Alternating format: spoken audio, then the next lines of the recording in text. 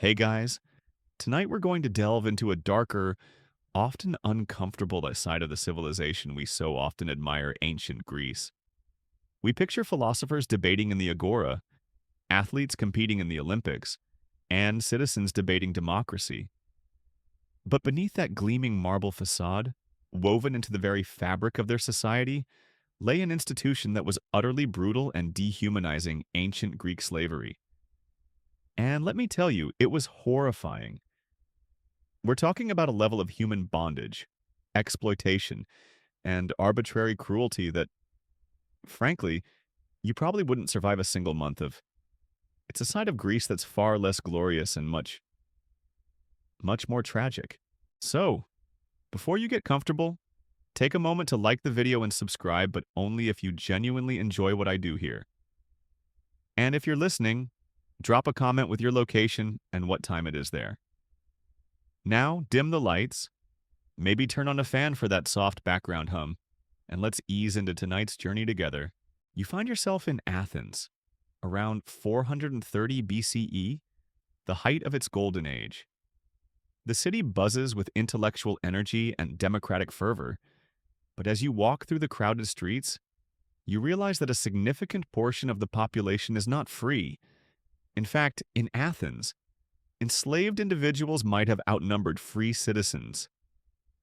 This omnipresent reality defined much of daily life, yet it was rarely discussed in the lofty philosophical treatises of the time. How did one become enslaved in this seemingly enlightened society? The paths to bondage were varied, but all were equally terrifying. The most common route was conquest and warfare chains of fortune. Imagine yourself living in a small, independent Greek city-state. Suddenly, a larger, more powerful polis like Athens or Sparta conquers your home. Your city is sacked, your men are killed, and the women and children, you included perhaps, are rounded up, destined for the slave markets. This wasn't a choice, it was the brutal consequence of defeat in war, an immediate transition from freedom to chattel. You'd be marched away in chains, your family perhaps scattered, your future irrevocably stolen. Another significant source was piracy. The Mediterranean was rife with pirates.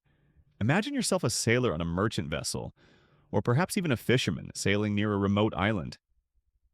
Suddenly, a swift pirate ship descends, overwhelming your vessel. If you survived the initial attack, you and your shipmates would be immediately seized, bound, and transported to the nearest slave market. Your freedom, bought by birth, could be snatched away in a single, terrifying encounter. While Athenian law nominally forbade the enslavement of fellow Athenians, this rule was often bent or ignored, especially in times of war or economic hardship, creating a nuanced debate among historians about the true extent of self-enslavement or citizen enslavement. Then there was debt slavery. While Athens famously abolished debt slavery for its own citizens in the reforms of Solon, this practice continued in other Greek city-states and could still affect Athenians in some indirect ways, especially if they fell into debt to foreign creditors. Imagine owing a sum you could never repay. Your body became the collateral, and your freedom was forfeited. This was a grim descent into bondage, where economic misfortune could lead directly to the loss of liberty. Beyond these external forces, birth into slavery was a pervasive reality. If your mother was enslaved, you were born into slavery, regardless of your father's status. This meant that entire generations lived and died in bondage, a cycle impossible to break without the direct intervention of an owner. You were born property, destined to live as property. Your life's path predetermined before your first breath. Your entire existence was defined by your mother's legal status, not your own merits or potential.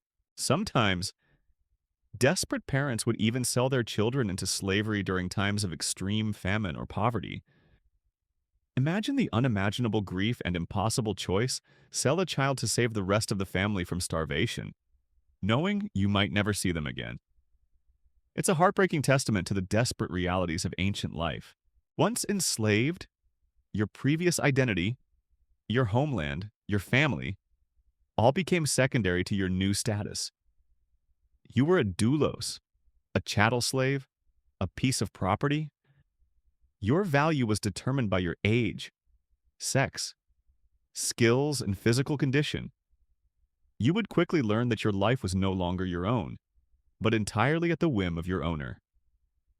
This was the brutal truth of the chains of fortune, birth, or conquest, a harrowing entry into a life of profound dehumanization in the heart of ancient Greece. It makes you incredibly grateful for personal liberty, doesn't it? You've learned the terrifying paths into slavery, conquest, piracy, debt, or birth. Once caught in this brutal system, your next stop was often the most dehumanizing experience of all the human market, buying and selling souls. In ancient Greece, particularly in bustling centers like Athens, human beings were displayed, inspected, and haggled over like any other commodity. Their personal histories erased, their futures brutally uncertain.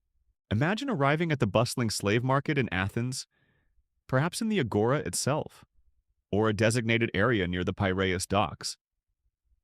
The air is thick with a cacophony of sounds, the shouts of auctioneers, the murmur of potential buyers, the occasional cries of despair or defiance from those on display. The smells are pungent: unwashed bodies, fear, and the general grime of a crowded public space. This isn't a marketplace for goods, it's a marketplace for human beings. You are one of the wares. You stand perhaps on a raised platform, or simply in a designated area, alongside dozens, sometimes hundreds, of other enslaved individuals. You are stripped or minimally clad for inspection. Buyers, both citizens and foreigners, approach scrutinizing you with a cold, assessing gaze. They examine your teeth, check your limbs for strength, poke at your muscles, and force you to perform simple tasks to demonstrate your physical fitness.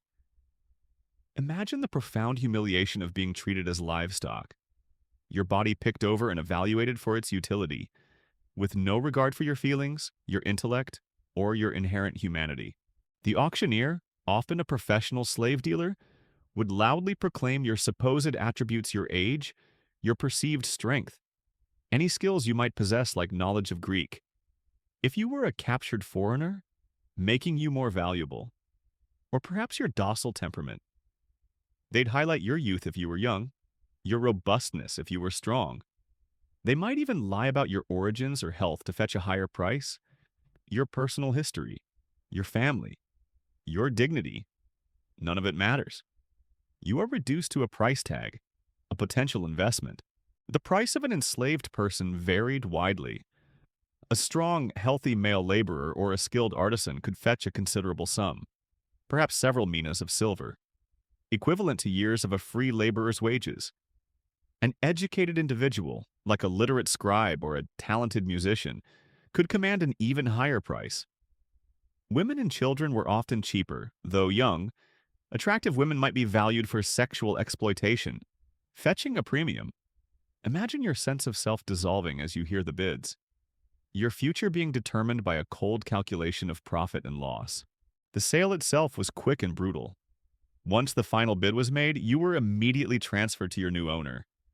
There was no farewell, no chance to say goodbye to anyone you might have bonded with during your journey to the market. You were simply led away. Your former life definitively over, your new one about to begin, utterly at the mercy of a stranger. Your heart would pound with terror and uncertainty, wondering what kind of fate awaited you. This transactional nature of human life extended to all aspects of slavery. Enslaved individuals could be bought and sold repeatedly throughout their lives, disrupting any fragile bonds they might have formed with previous owners or fellow enslaved people. A master could sell you to settle a debt, or simply because you displeased him, or because he needed quick cash. Your home, your relationships, your entire world could be ripped apart in an instant, without warning or justification. While ancient Greek laws did regulate some aspects of slave sales, disclosure of certain defects, the core principle of human beings as property remained undisputed by the legal system. The slave market also highlights a dark aspect of Greek society's self-perception. While they prided themselves on their democracy, philosophy, and concept of freedom for citizens, this freedom was fundamentally built upon the institution of slavery. The leisure time for citizens to participate in politics, to philosophize, or to engage in intellectual pursuits was often directly facilitated by the uncompensated labor of enslaved individuals. The very stones of the Parthenon, the food on the banquet tables, the wealth that fueled their cultural achievements were all in part products of this dehumanizing system. The scale of the slave trade was immense. Greece imported enslaved people from across the Mediterranean and beyond, from Thrace, Scythia, Asia Minor, and even as far as Africa. This constant influx of new captives fueled the demand and perpetuated the system. The sight of these human markets, the public display and sale of individuals, was a commonplace occurrence, normalized within Roman society, but fundamentally horrifying to contemplate today. It makes you feel a profound gratitude for the concept of human rights, doesn't it? You've witnessed the brutal spectacle of the slave market, where human beings were reduced to mere commodities. Once purchased, the fate of an enslaved person varied wildly depending on their owner and their designated role. For many, particularly women and less skilled men, their reality was household horror, domestic drudgery. The Greek home, often romanticized as a center of philosophy and family, was, for its enslaved inhabitants, a place of relentless toil, pervasive control, and often invisible suffering. Imagine yourself as an enslaved individual within a respectable Athenian oikos household. You might be one of several enslaved people, or perhaps one of dozens in a very wealthy home. Your days are dictated by the demands of the family, from dawn until well after dusk. There are no fixed hours, no breaks, only a continuous string of chores that never truly end. Your bed, if you even have one, might be a hard pallet in a small, windowless room, or simply a corner of the kitchen or courtyard. Your labor is often varied but always demanding. You might be responsible for cooking meals over an open hearth, a smoky and often dangerous task. Imagine tending fires, grinding grain by hand, with a quernstone, a truly exhausting chore, kneading dough and preparing food for an entire family, often without proper tools or ventilation. The heat would be stifling, your hands constantly busy. Then there's the relentless task of cleaning. Without modern plumbing or sanitation, maintaining a Roman house was a continuous battle against dirt, dust, and waste.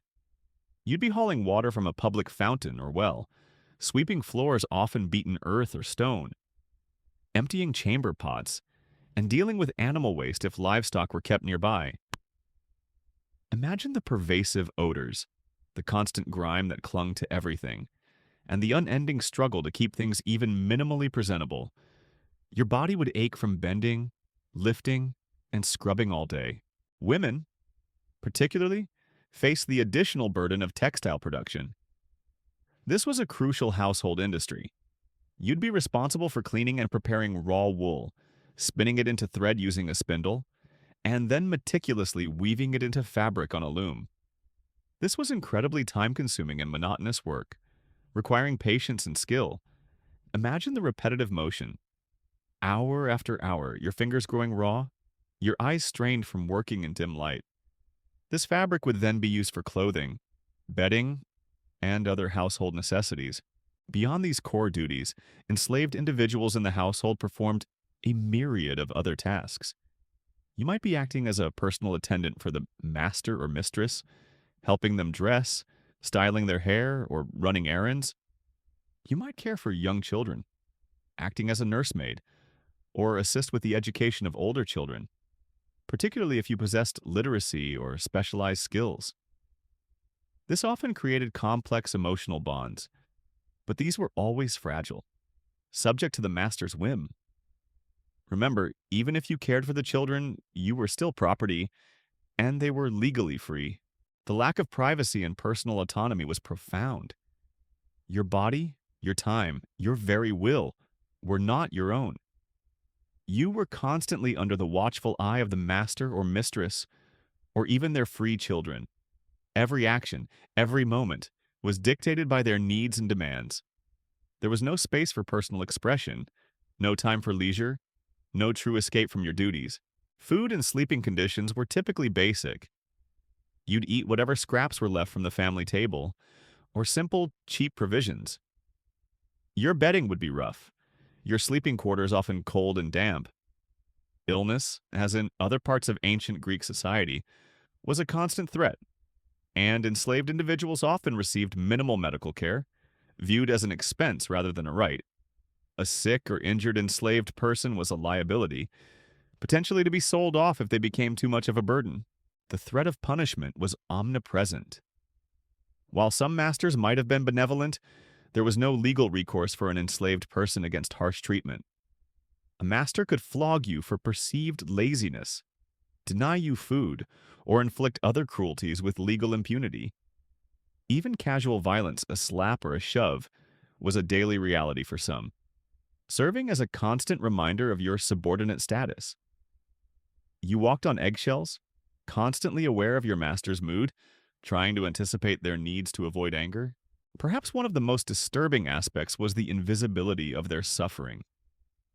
While citizens debated philosophy and art, the daily functioning of their households, and the leisure that afforded them such pursuits, rested on the silent, unacknowledged labor of enslaved people.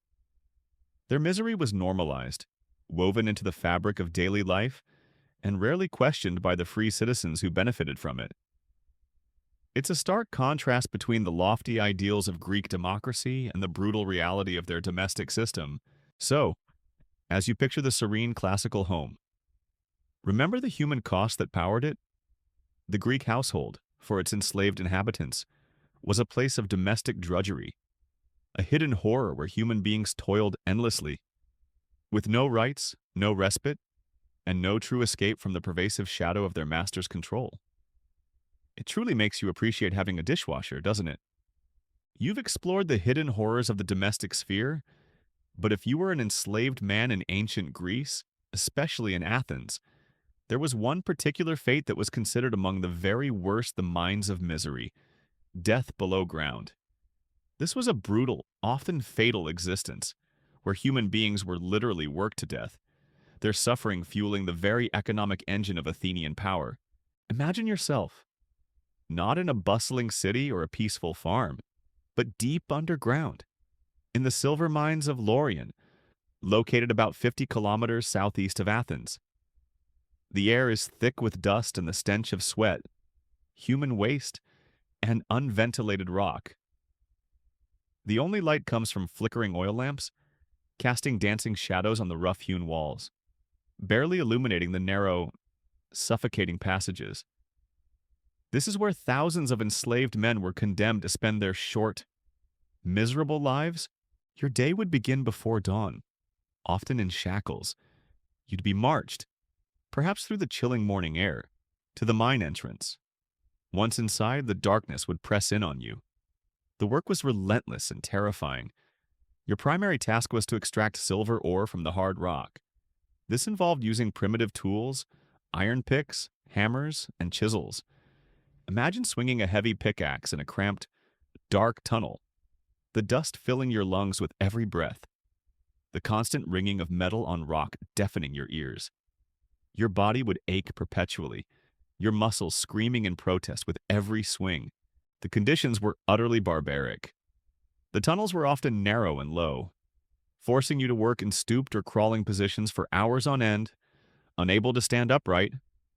The heat was stifling, rising from the earth itself, mixing with the humidity from your sweat. Ventilation was rudimentary, relying on small shafts or the movement of workers, meaning the air was thick with rock dust, which slowly but surely destroyed your lungs, leading to a slow, agonizing death from silicosis. You'd see men coughing up blood, their breathing ragged, knowing that their fate was sealed. Safety was a foreign concept. Cave-ins were a constant, terrifying threat. Without proper shoring or modern engineering, the unstable rock formations could collapse at any moment, burying dozens of men alive. You'd hear the sudden rumble, the terrifying crack of straining timbers, and then the suffocating rush of earth and rock, knowing that your life could be extinguished in an instant. Accidents were rife: falling rocks, broken tools, limbs crushed by collapsing timbers. A severe injury meant you were a liability, often left to die where you fell, or dragged out to slowly expire from your wounds.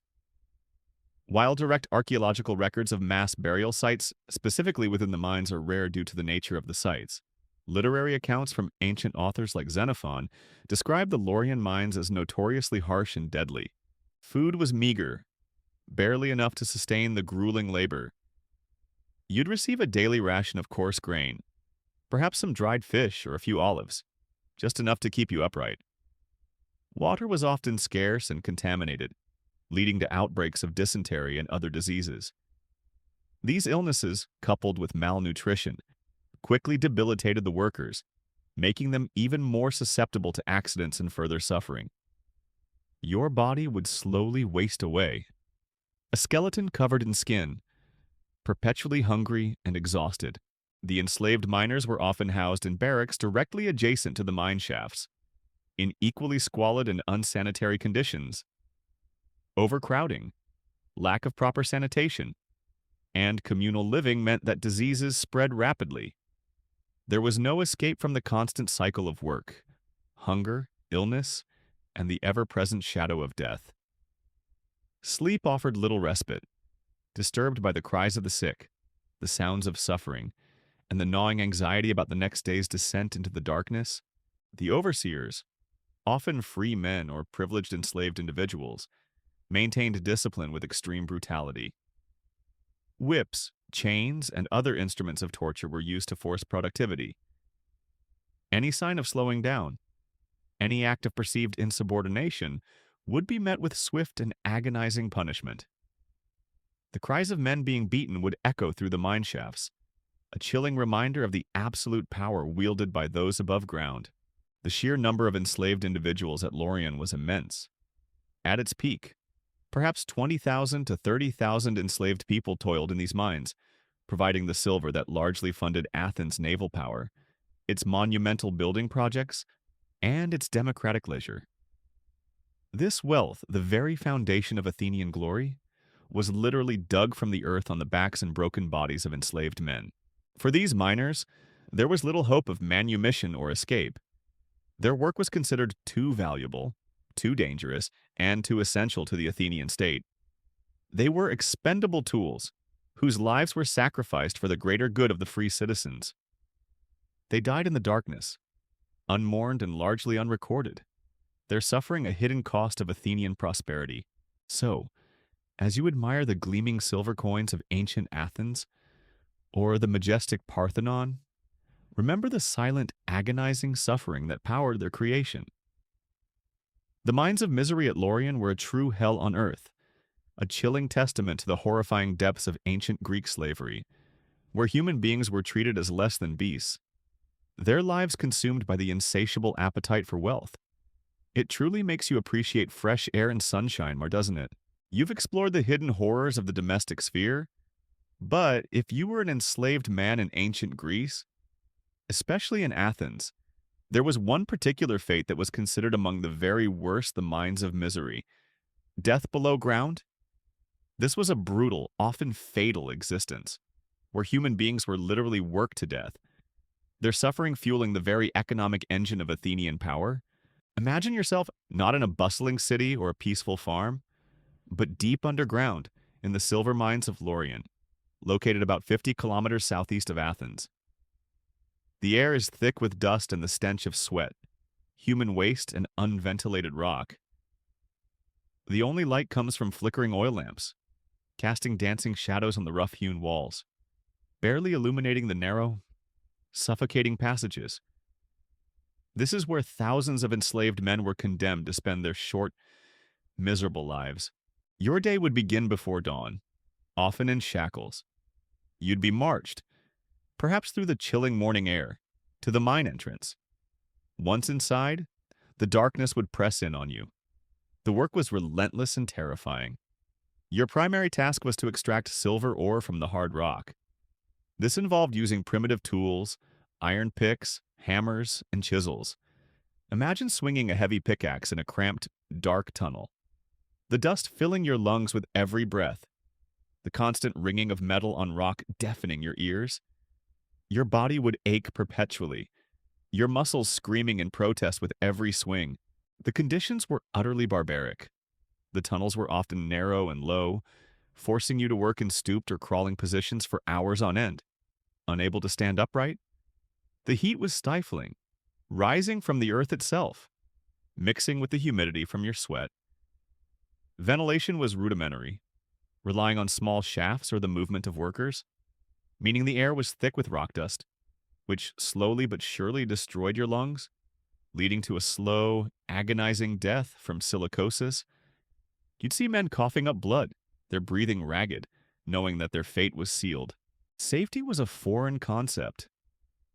Cave-ins were a constant, terrifying threat.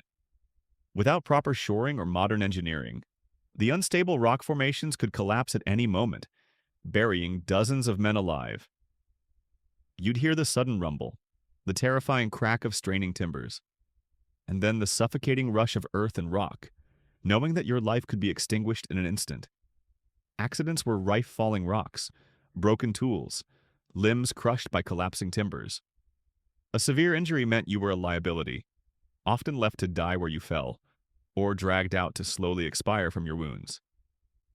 While direct archaeological records of mass burial sites, specifically within the mines, are rare due to the nature of the sites, literary accounts from ancient authors like Xenophon describe the Laurian mines as notoriously harsh and deadly. Food was meager, barely enough to sustain the grueling labor. You'd receive a daily ration of coarse grain, perhaps some dried fish or a few olives, just enough to keep you upright. Water was often scarce and contaminated, leading to outbreaks of dysentery and other diseases. These illnesses, coupled with malnutrition, quickly debilitated the workers, making them even more susceptible to accidents and further suffering. Your body would slowly waste away. A skeleton covered in skin, perpetually hungry and exhausted, the enslaved miners were often housed in barracks directly adjacent to the mine shafts, in equally squalid and unsanitary conditions. Overcrowding, lack of proper sanitation, and communal living meant that diseases spread rapidly. There was no escape from the constant cycle of work, hunger, illness, and the ever-present shadow of death. Sleep offered little respite, disturbed by the cries of the sick, the sounds of suffering, and the gnawing anxiety about the next day's descent into the darkness. The overseers, often free men or privileged enslaved individuals, maintained discipline with extreme brutality. Whips, chains, and other instruments of torture were used to force productivity. Any sign of slowing down, any act of perceived insubordination, would be met with swift and agonizing punishment. The cries of men being beaten would echo through the mine shafts, a chilling reminder of the absolute power wielded by those above ground. The sheer number of enslaved individuals at Lorien was immense. At its peak, perhaps 20,000 to 30,000 enslaved people toiled in these mines, providing the silver that largely funded Athens' naval power, its monumental building projects, and its democratic leisure. This wealth, the very foundation of Athenian glory, was literally dug from the earth on the backs and broken bodies of enslaved men. For these miners, there was little hope of manumission or escape. Their work was considered too valuable, too dangerous, and too essential to the Athenian state. They were expendable tools, whose lives were sacrificed for the greater good of the free citizens. They died in the darkness, unmourned and largely unrecorded, their suffering a hidden cost of Athenian prosperity. So, as you admire the gleaming silver coins of ancient Athens, or the majestic Parthenon, remember the silent, agonizing suffering that powered their creation. The mines of misery at Lorien were a true hell on earth, a chilling testament to the horrifying depths of ancient Greek slavery, where human beings were treated as less than beasts, their lives consumed by the insatiable appetite for wealth. It truly makes you appreciate fresh air and sunshine, doesn't it? You've delved into the horrifying depths of the silver mines. But not all enslaved individuals toiled underground. Many worked in the fertile fields, facing a different kind of relentless hardship agricultural agony. Toil in the fields. The seemingly idyllic Greek countryside for its enslaved laborers was a place of back-breaking work, constant exposure, and a cycle of seasonal misery. Imagine yourself as an enslaved person on a Greek farm, perhaps in Attica, the region surrounding Athens, or in the fertile plains of Thessaly. Your days are dictated by the sun and the seasons, a relentless cycle of planting, tending, and harvesting. This isn't a romanticized rural existence, it's brute force labor, designed to extract every ounce of productivity from your body. Your primary task is cultivating crops. In Greece, this often meant olives, grapes, and grain barley and wheat. Imagine the arduous process of preparing the soil, breaking up hard earth with simple iron-tipped plows pulled by oxen, or using hoes and picks by hand. You'd spend countless hours in the baking sun, constantly bending, digging, and weeding. The soil would cling to your hands, your back would ache perpetually, and your muscles would scream in protest. For olives, the labor was year-round. You'd be pruning trees, tending the groves, and, during harvest, painstakingly knocking olives from branches or picking them from the ground. Then came the crushing of the olives, often with primitive presses, a strenuous task that required immense physical strength. The oil, liquid gold for the free citizens, was the product of your endless toil. For grapes, the cycle involved tilling the vineyards, carefully pruning the vines, and then, during the autumn harvest, picking heavy bunches of grapes under the hot sun. You'd then participate in the crushing process, often by treading the grapes with your bare feet, a messy and exhausting task. The resulting wine, a staple of Greek life, was fermented and stored in amphorae, all thanks to your uncompensated labor. The grain harvest was a frantic, desperate race against time. Using simple sickles, you'd spend long days bent over, meticulously cutting down stalks of barley or wheat under the relentless summer sun. Then came the back-breaking work of threshing, beating the grain with flails to separate the kernels from the chaff, a dusty and physically demanding process. Every grain, every single kernel, was a testament to your relentless effort. Imagine the aching muscles, the choking dust, and the constant awareness that your entire existence revolved around bringing in this vital sustenance for others. Beyond cultivation, animal husbandry was another major responsibility. You'd be tending to sheep, goats, cattle, and donkeys. This involved leading them to pasture, milking them, shearing wool, and cleaning out their pens. You'd be hauling water, cutting fodder, and constantly monitoring the health of the animals, knowing that their survival directly impacted the master's wealth. The conditions in the fields were often brutal. You were constantly exposed to the elements, the scorching summer sun causing dehydration and heat stroke, the biting winter winds bringing cold and illness, and sudden storms turning the fields into muddy quagmires. There was little shelter during the workday, only the relentless demands of the task at hand. Your clothing would be rough, offering minimal protection, and your footwear often inadequate. Housing for agricultural enslaved individuals was typically rudimentary. You might sleep in cramped barracks or small, basic huts near the fields, far from the relative comforts and perils of the master's main household. Sanitation was minimal, and access to clean water was often scarce, leading to pervasive illnesses like dysentery. Just as in the mines, these diseases, combined with malnutrition and constant physical strain, ensured a high mortality rate among agricultural laborers. You'd witness your fellow workers collapse from exhaustion or illness, their bodies often left in the fields or buried in shallow, unmarked graves. The discipline in agricultural settings could be equally harsh as in the mines, though perhaps less systematically brutal than the direct supervision in the mines. Overseers, sometimes themselves enslaved but often free, would use whips and other forms of physical punishment to maintain productivity. Running away from agricultural labor was difficult, the countryside was vast, and a runaway would be easily identifiable. The profound exploitation of enslaved labor in agriculture was fundamental to the Greek economy. The food, the wine, the olive oil that fueled their cities and their trade, and the wool that clothed their citizens, all derived from the relentless, unpaid toil of these individuals. Their suffering was the silent foundation of Greek prosperity and leisure. It's a stark reminder that the beautiful landscapes of ancient Greece often hid immense human misery, cultivated on the backs of those trapped in agricultural agony. It truly makes you appreciate automated farm machinery, doesn't it? You've explored the grinding toil of the fields and the terrifying depths of the mines. But not all enslaved individuals in ancient Greece were privately owned. There was another significant and somewhat peculiar category: public property, state-owned suffering. These enslaved people, owned by the polis city-state itself, often served in unique and sometimes highly visible roles. Yet their fundamental lack of freedom and their vulnerability to the state's will remained absolute. Imagine yourself in Athens, not as a private servant or a miner, but as an enslaved Scythian archer, a member of the state-owned police force. This is one of the most distinctive examples of publicly owned enslaved people. You were likely captured in war from the Scythian tribes of the Black Sea region, renowned for their archery skills. Now you are uniformed, perhaps even armed, serving the Athenian democracy. This seems like a strange paradox, doesn't it?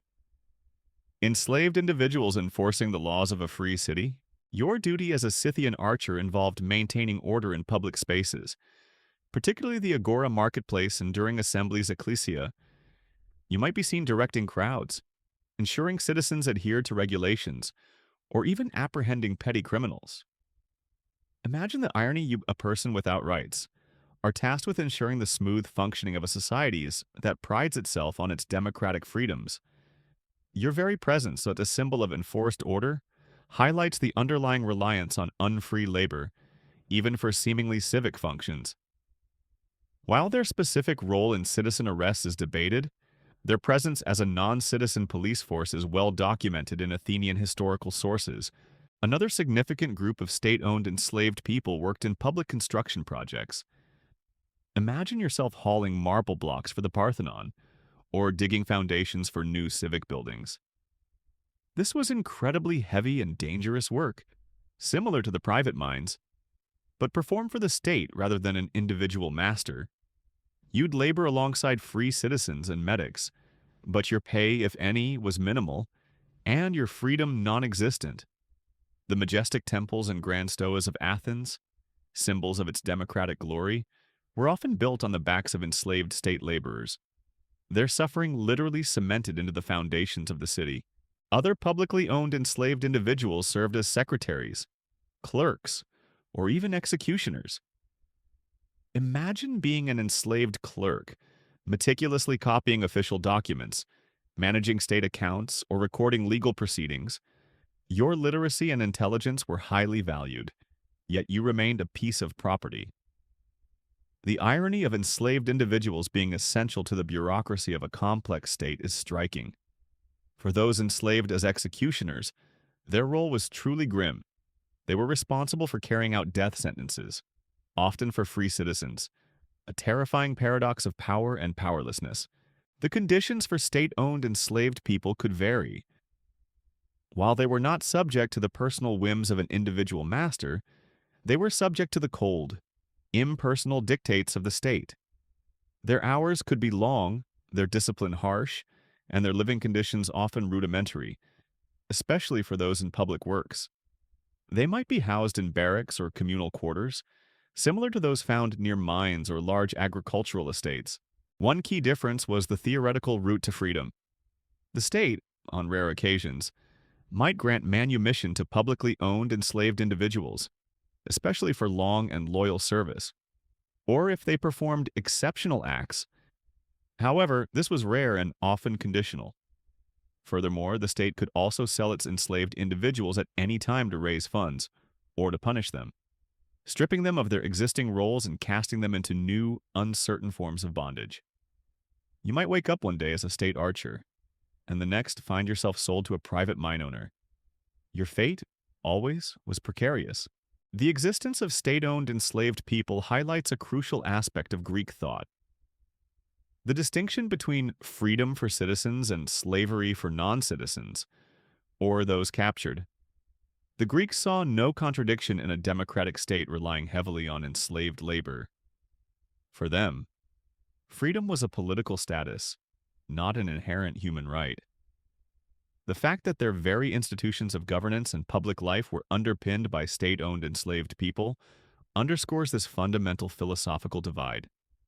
It's a reminder that even the most celebrated democracies of the past rested on foundations that we would now consider morally repugnant.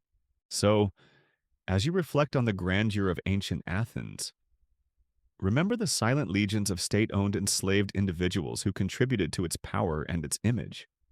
From the vigilant Scythian archers in the agora to the unseen laborers building its monuments, their lives were a testament to public property, state-owned suffering, a chilling reminder that even the ideals of democracy could be built on the exploitation of human beings. It truly makes you appreciate public service jobs today, doesn't it? Current time is Friday, July 11, 2025 at 8:22:57 a.m. Plazo 7. You've observed the harsh realities of state-owned slavery. Now, let's confront one of the most pervasive and disturbing aspects of ancient Greek slavery, one that permeated every type of bondage, from the household to the mind's sexual exploitation. A brutal reality.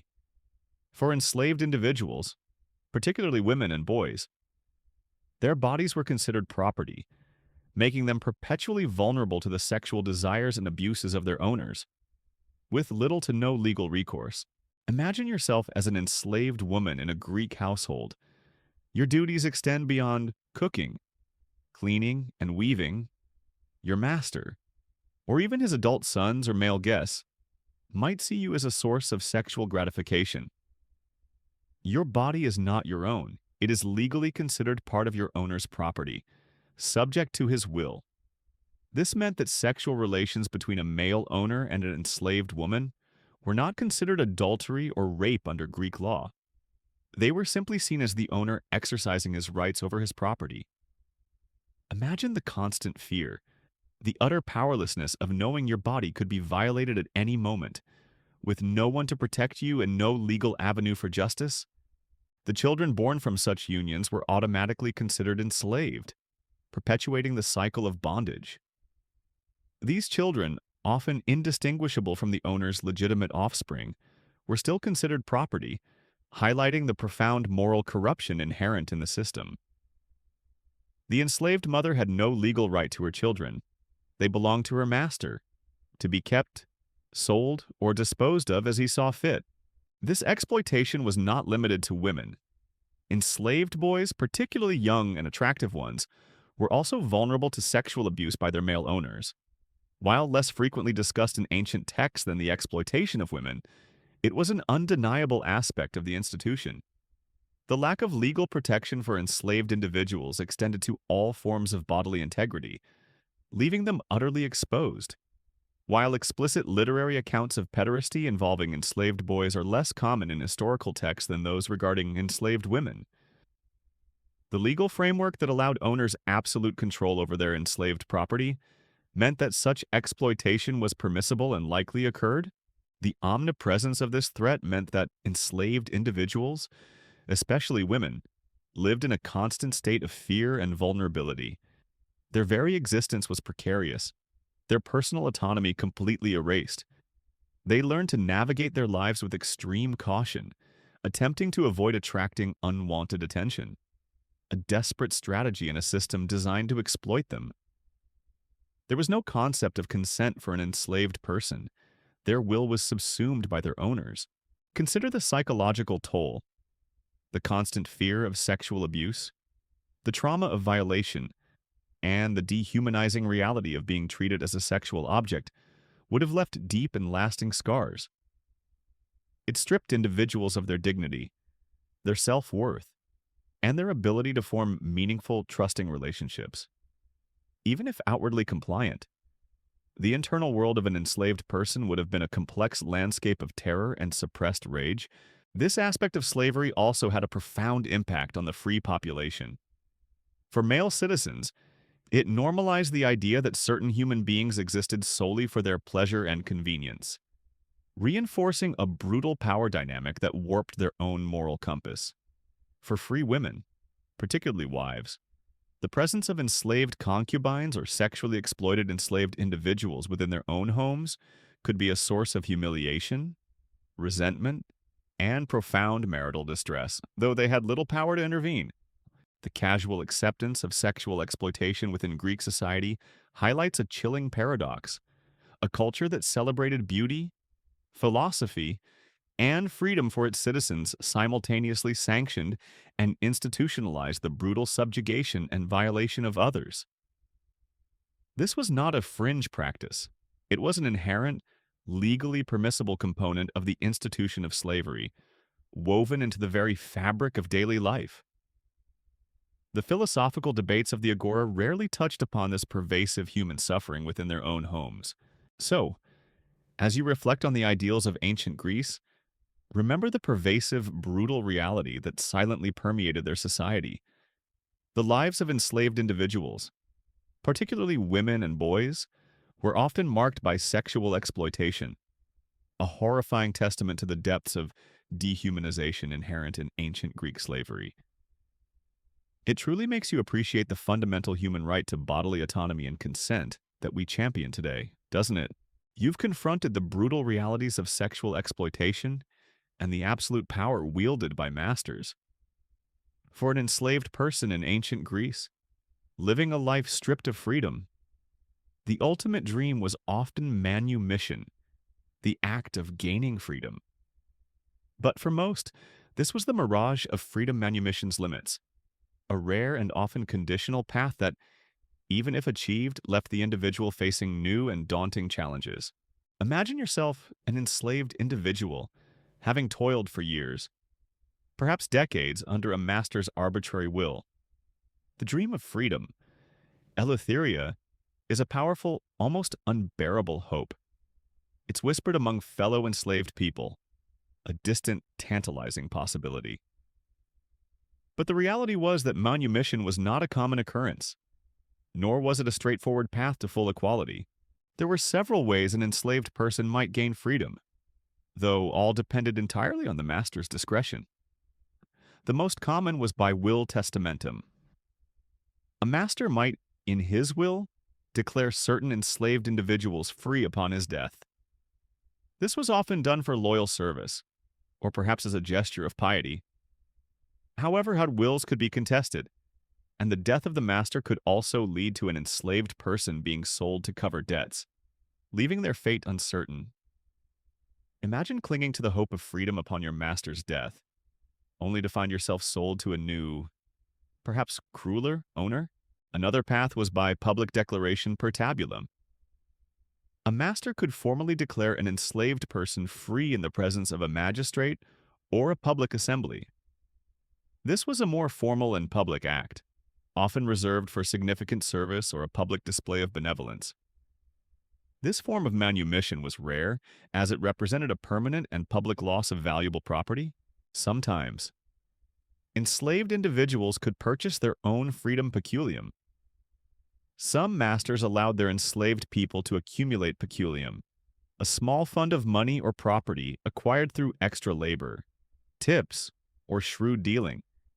If an enslaved person managed to save a sufficient amount, they could sometimes buy their own freedom from their master. However, this was an incredibly difficult feat. The master determined the price, which was often exorbitant, far exceeding what an enslaved person could realistically earn. It was a long, arduous path, demanding immense self-discipline and often decades of relentless saving. And the master could, at any point, simply confiscate the peculium, leaving the enslaved person with nothing. It was like running a marathon, only for the finish line to constantly move further away, and the rules of the race to change on a whim. Freedom was also sometimes granted for military service. In times of dire crisis, particularly during wars, city-states might promise freedom to enslaved individuals who served in the military or rode in triremes. This was a desperate measure born of necessity, and the promise of freedom was often conditional on survival and victory. But even if manumission was granted, it was rarely a complete liberation into full citizenship. The newly freed person, known as a freedman apoleutheros or freedwoman apoleuthera, typically entered a new, ambiguous legal status. They were not full citizens. They often became clients of their former master, owing him loyalty, certain services, or even financial contributions paramount. This meant a continued, though less direct, form of dependence. Imagine being free but still having to regularly report to your former owner or provide him with services, a constant reminder of your past bondage. Historians still debate the practical extent of the paramount obligation, with some arguing it was a significant continuing burden, while others suggest it often became largely symbolic over time. Freedmen and freedwomen faced immense challenges. They often lacked social networks, property, and the full legal rights of citizens. They might struggle to find stable employment, as many respectable professions were reserved for citizens. They often occupied a marginalized position in society, forever marked by their past servitude. While some freedmen managed to achieve considerable wealth and success, particularly in trades or commerce, this was the exception, not the rule. For many, freedom simply meant exchanging one form of struggle for another. The most profound limitation was the inheritance of status. The children of freedmen and freedwomen were usually born free, but they were not always considered full citizens, especially in Athens, where citizenship laws were strict. This meant that the stain of slavery could linger for generations, impacting the social standing and opportunities of your descendants. So, while the concept of manumission offered a glimmer of hope, it was often a deceptive one for the vast majority of enslaved individuals, but it remained a distant, unattainable dream. And for the fortunate few who achieved it, it was often a conditional, limited form of freedom, leaving them in a precarious legal and social limbo. The mirage of freedom truly highlights the horrifying and pervasive nature of ancient Greek slavery, where even the path to liberty was fraught with limitations and continued control. It truly makes you appreciate unconditional freedom, doesn't it? You've explored the horrific origins of slavery, the brutality of the human market, the unseen suffering in homes, the deadly mines, the agricultural agony, the state-owned suffering, the widespread sexual exploitation, and the limited mirage of freedom. As we conclude our journey through ancient Greek slavery, let's reflect on a foundation of injustice, legacy of bondage.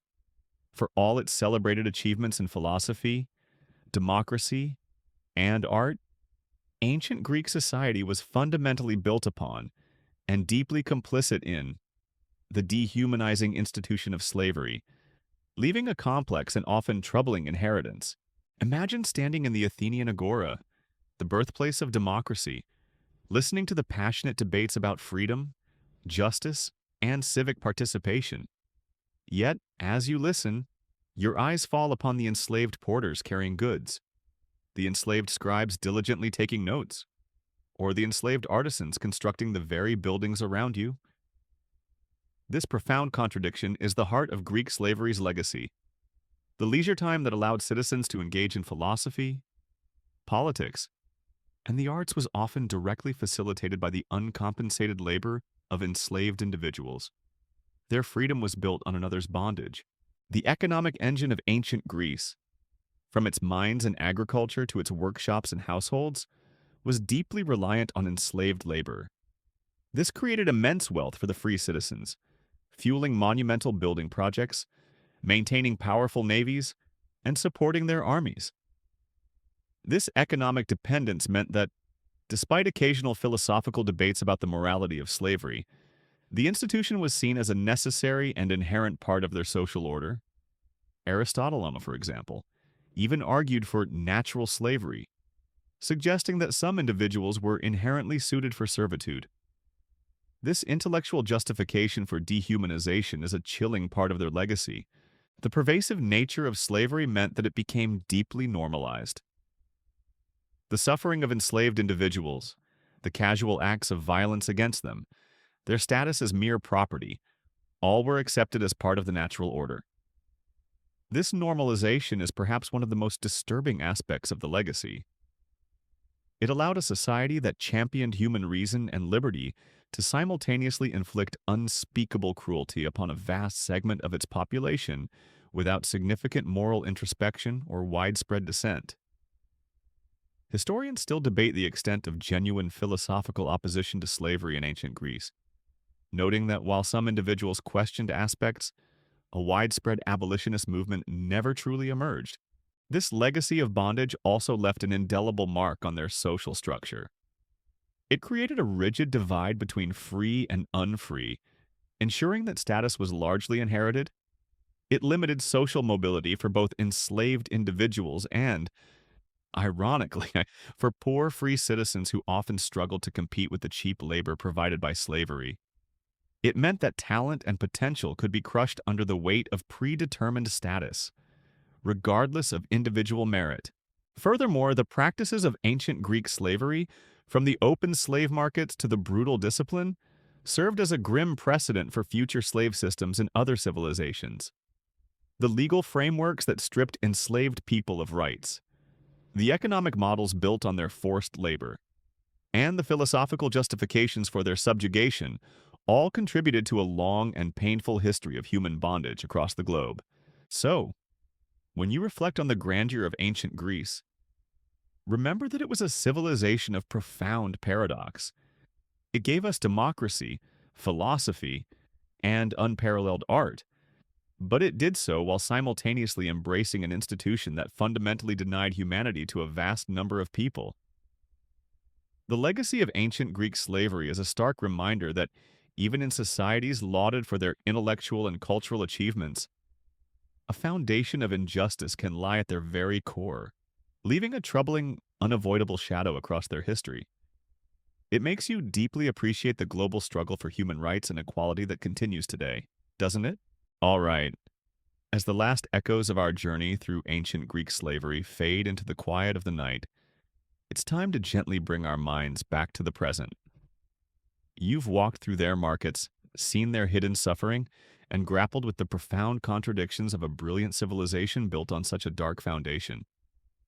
It's a powerful reminder that history, in its quietest corners, often reveals the most unsettling truths about human nature and the long, winding path towards justice. Let the images of chains of fate, soul markets, and unspeakable pain fade away, giving way to the quiet peace around you. The smell of sweat and the stifling air of oppression fade, giving way to the familiar comfort of your own space. Let any lingering thoughts of exploitation and lack of freedom drift away, replaced by a sense of ease and peaceful reflection. The struggles and losses of the slaves of yesteryear are now temporarily part of your understanding, enriching your sense of history and the immutable value of human rights. As your breathing deepens and your body relaxes, know that the stories of the past are always here, waiting patiently to be rediscovered whenever you seek a gentle escape into the depths of time. But now the journey is complete. Rest easy, knowing that another story has been revealed, gently, just for you.